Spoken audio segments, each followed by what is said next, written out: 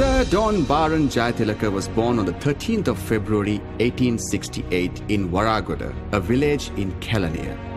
He was the eldest son of Don Daniel and Elisa Jayatilaka, the former being from Pattalagedara, Veyangoda. Mr. Daniel Jayatilaka was a contractor and he was also the founder member of the Jayatilaka Pirivena in Kelaniya. Mrs. Elisa Jayatilaka was a devoted Buddhist, a descendant of the highly respected, wealthy Veerasinghe family of Waragoda. His initial education was at the Jayatilaka Pirivena, where he learned Sinhalese, Pali, Sanskrit and Buddhist literature under the patronage of scholars such as the Venerable Ratmalane Sri Dharmaloka. Meanwhile, he commenced his elementary education in English at the Baptist School in Kelaniya. His secondary education was received at Wesley College, Colombo. His siblings were Muhandiram Don Simon Jayatilaka and Mudliar Don Abraham Jayatilaka.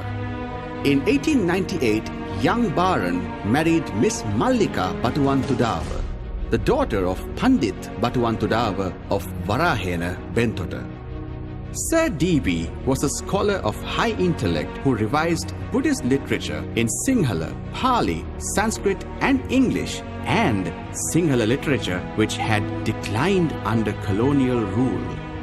The founding chief editor of the monolingual etymological Sinhala dictionary. An influencer for the publication Dinamina newspaper, a leading Sinhala newspaper of Lake House Publications.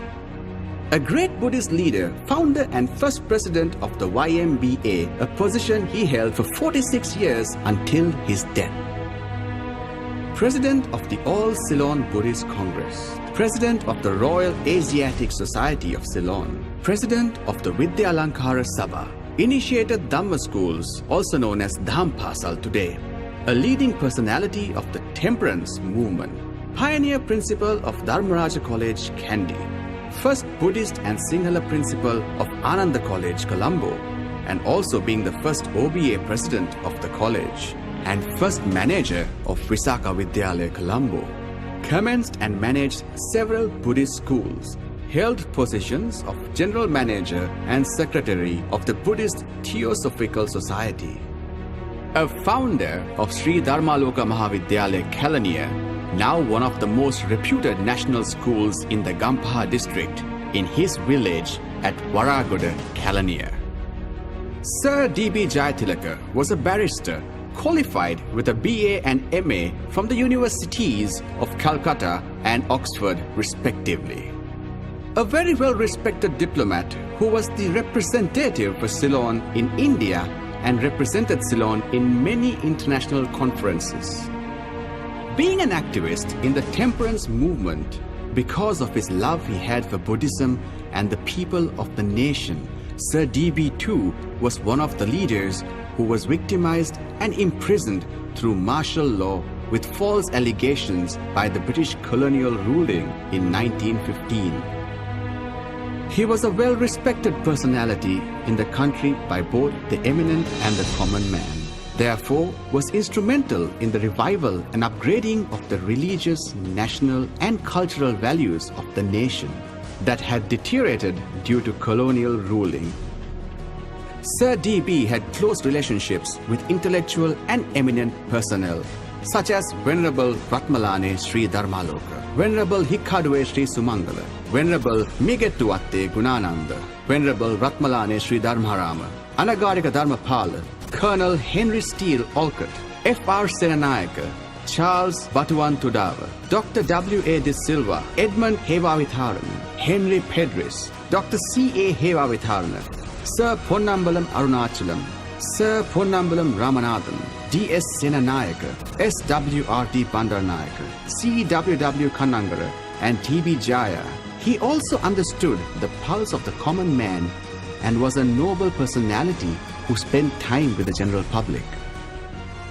Sir D.B. was an outstanding politician and statesman who towered above his contemporaries. He was a freedom fighter, patriot, and leader of the independence movement of Ceylon. He was appointed as the president of the Ceylon National Congress in 1923 and was elected to the Legislative Council of Ceylon from the Colombo district, holding the position of Vice President, which was the highest position a Ceylonese could hold while the British governor was the president.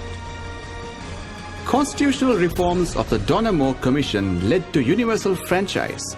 Sir D.B. was elected as the newly formed State Council of Ceylon from the Calania electorate and became the leader of the House and Minister of Home Affairs in 1931. It must be emphasized that he was the first elected leader of Ceylon through the voting rights of the people of this country and was the leader of the House in the State Council, a position equivalent to that of the Prime Minister. This is a fact, and that has not been appreciated adequately. Sir D.B. was the first Ceylonese to prepare the budget speech for Ceylon as the Minister of Home Affairs. He not only performed exceptionally in the portfolio of Ministry of Home Affairs, but also under his administration as the leader of the State Council, he extended his fullest support to the other ministers, especially in the areas of agriculture, education, and health, to serve the public masses of Ceylon. Being a remarkable administrator with good governance, immense popularity among all nationalities, and the towering personality as compared to his peers, led Sir D.B. being re-elected uncontested to represent the Calania electorate and continue as the undisputed leader of the State Council of Ceylon.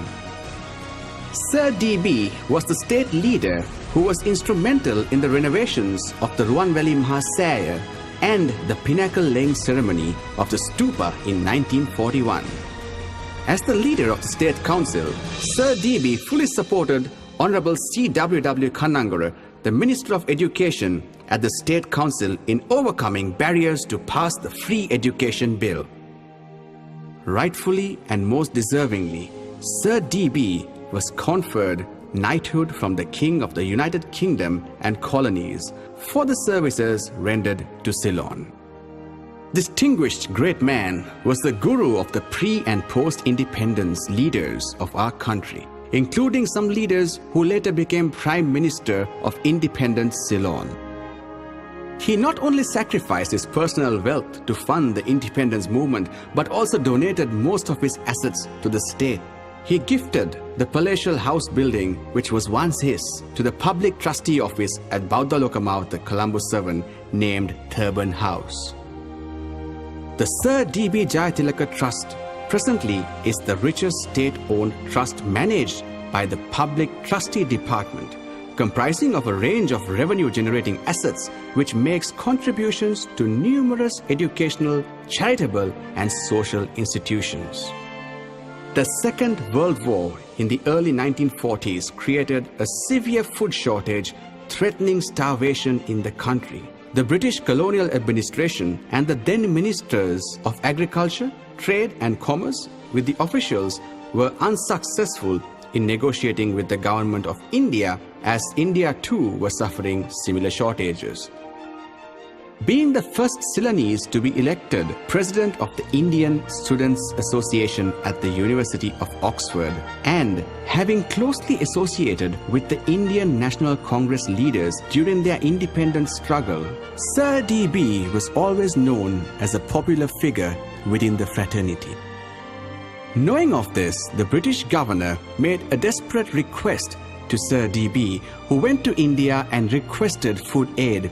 As a result of respect, tremendous regard that the Indian leaders had for Sir D.B., the food aid was provided to Ceylon.